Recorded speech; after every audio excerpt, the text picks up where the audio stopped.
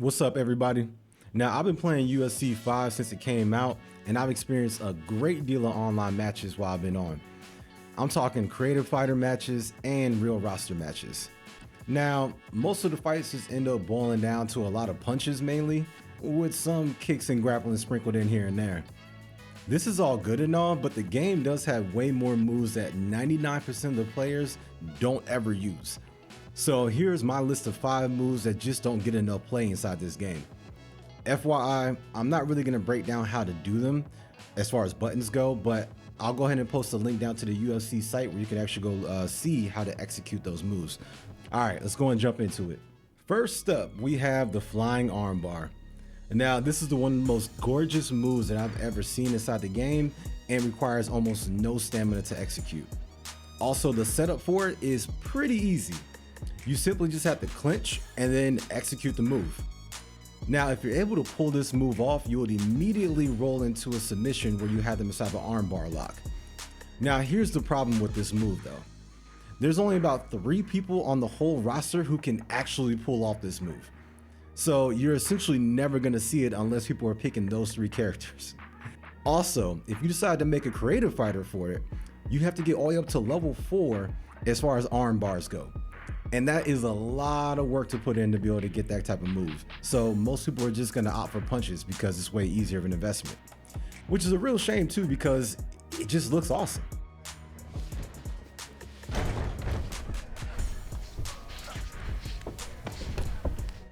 Next up, we got the Imanari Roll.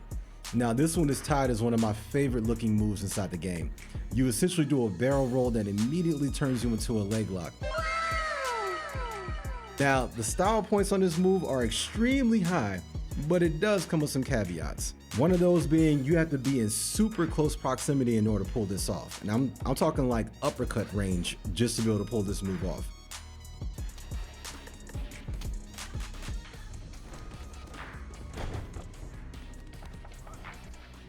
The other caveat is if you happen to whiff this move, the punish on it is super high. So let's say you whiff. You basically end up trapped on the ground inside this weird Liu Kang bicycle kick animation and you can't move.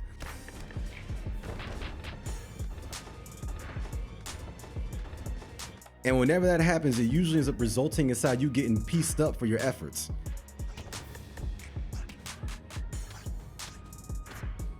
Now, the requirements for this move aren't very high actually. It only requires a level 3 if you're playing with a creative fighter. Only thing is, for some reason, most of the real fighters don't have this move either, and it's not even that high. So I don't know. It's another move that's probably going to go unnoticed just because a lot of people don't have it. Then there's the standing guillotine. To me, this move looks so cool just because the fact that, you're doing a standing headlock. Who wouldn't want to choke somebody out with a standing headlock? Herein lies the problem. In UFC 4, this move was badass. In this game, this move is absolutely buns. So there's so many issues with this move. First off, the setup for it, it just takes too long. You have to either get someone into the second clinch position where essentially you have them hunched over, or you have to clinch with them, knee them, and then get yourself into a 2-hand collar tie just to be able to pull the move off. The other thing is, for some reason, whenever you decide to put them inside the guillotine, you're the one that ends up losing stamina while holding the position. Which is like, why? Remember, champ, don't jump guillotine. So I did a little extra research on the side and come to find out EA actually put in a patch to make that happen, which once again, why? So it seems like it's just kind of discouraged to even try this move. Yeah, it looks cool and set up, but you can't do anything with it while you're standing and it's actually harming you. And by the time you drop them down to the ground, I might as well just take you down and put you into a different submission altogether. So this is one of those moves that, regardless of who has it, it just falls short just based off of the lack of utility.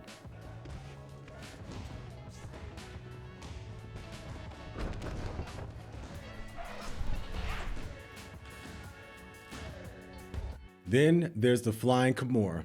As you can see, I kind of got a thing for moves to where you're able to roll and flip into other types of submissions. They look so awesome in this game, man.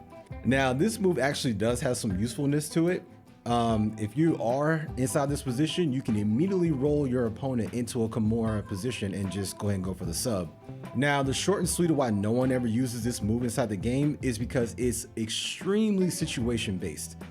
You essentially have to have someone around your back in order to actually pull this off, which it honestly doesn't happen as often as you would think, unless you find yourself inside of a straight up grappling match with someone and doing a lot of get ups and downs. Like, you're just not gonna end up inside this position that often. Also, there's no way to actually put yourself into this position. So it's not like you can grab someone, spin yourself around, and then try to attempt a flying Kimura. It would be kind of cool if they had this same move from the front, or, you know, from a body to body position, but unfortunately they don't. So it's one of those moves that looks super sexy, but it's just never gonna get pulled off in most matches, just based off of, well, situation, really.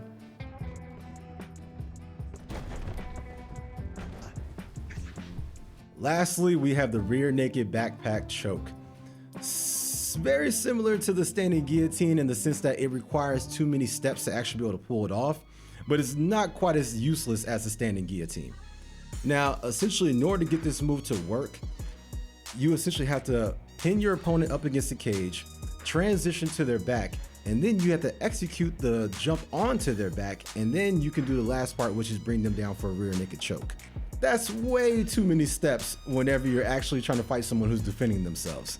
And depending on which button that you actually press, if you hit the wrong one, you're gonna end up inside of a rear seated position instead of a rear naked choke submission position.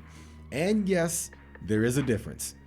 One will put you immediately into a submission. The other one, it just puts you in a position where you have to hand fight and then get into a submission position. So overall, like, the move looks like super cool.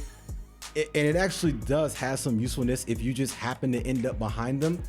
But the steps that it takes to actually be able to get there, it just isn't worth it. There's other submissions that are just way easier and way faster to do. The requirements for this one really isn't that high, to be honest, and it makes sense why. It's only a level 3 a level 3 of rear naked choke to actually be able to pull off. Also, side note, it would be kind of dope if they did make it to where while in that standing backpack position, you can just go from the choke right there. And that way you're essentially applying the choke while standing inside that position. That would be kind of badass. I mean, it's wishful thinking, but you know.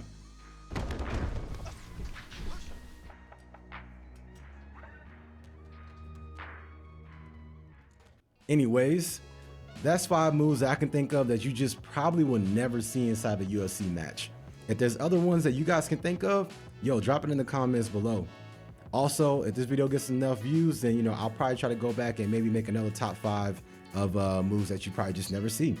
And trust me, there is a lot of moves inside this game, surprisingly. Anyway, thank you guys all for watching. Like, subscribe, and all that good stuff, and I'll catch y'all later.